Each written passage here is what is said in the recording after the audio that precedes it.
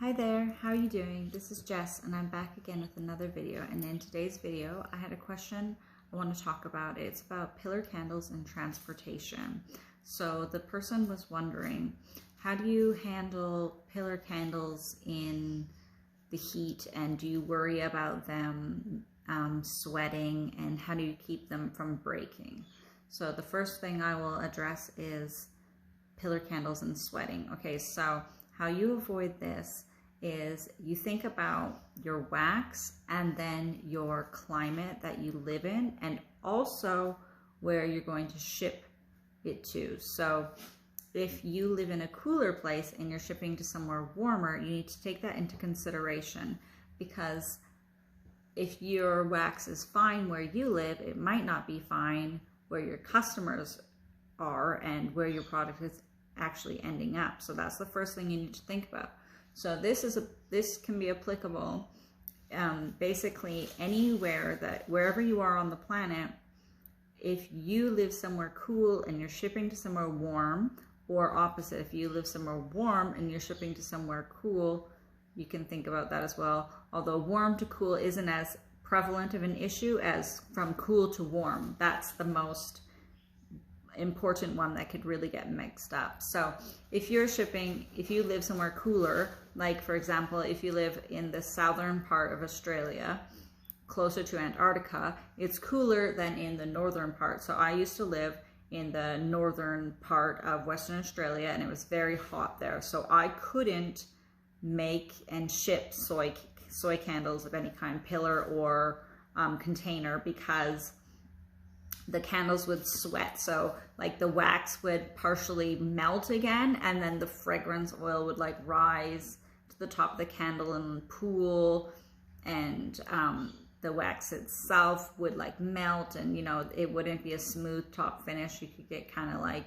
where it's misshapen candles and things like that. So I actually stopped using soy wax when I lived in a hot climate, because they wouldn't make it to the cooler climate area. They would just melt, and it wouldn't really work for the business. So you need to think about your business and where your candles are actually going. So if you live in a warm place, this is going to be the biggest issue for you. And you might two ways you can fix this. One, you could just stop using soy wax totally, or you could mix it with a harder wax and create a harder wax. And when I say a harder wax, I'm talking about the melt point of the wax. So you're actually alternating it. So you can do this by adding some additives like palmsteric acid. You can use a different pillar wax. So adding beeswax or paraffin wax, something with a higher melt temperature, that's a harder wax, so that when you create your candle and you're mixing it with the soy wax, it changes the composition of the wax, and then it melts later. It melts at a higher temperature, not a lower temperature. So you want to avoid waxes like coconut, apricot, and low melting point of soy waxes. You want to maybe add some different additives to it if you're having issues with it sweating and melting and things like that. Okay, so that's the first thing. As for breakages, when you have your pillar candle, you need to wrap it appropriately for transportation. So don't use poly bags, like the plastic bags, that's out. You need to take your candle, wrap it up in some tissue paper to begin with, and then take some bubble wrap or that hexi wrap, that brown paper wrap that like expands, and you can wrap that around it. You need to wrap your candle well, and then pad it in either shredded paper, bubble wrap, or those little peanuts, like that they make them. They used to be plastic ones, but now they disintegrate. They're like made of rice or something, so you can put it in those as well.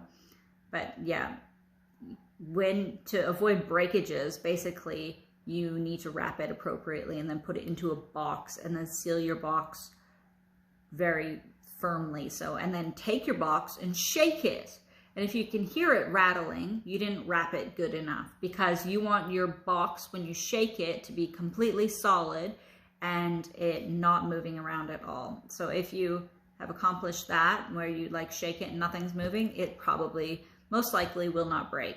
And I mean, there's ridiculous things you can do, like dropping it from heights and jumping on it and stuff. But I mean, come on, most of the time, I mean, if, I don't know, like Australia Post doesn't, I've never seen any sort of throwing boxes and things, but you know, these things happen anyways, but that's not my point. But if you're finding that your pillar candles are continuously getting broken in the post, you might want to just think about either getting a stronger box and double boxing, or using a stronger wax, like a harder wax with a wax with a higher melt temperature, so that the wax is harder, and then the candles have they're less likely to break on you during transport. So I hope this was very helpful for you, for just some information about the top of my head about transportation and preventing problems during that for your pillar candles. Please ask me any questions in the comments below. I'd love to hear from you.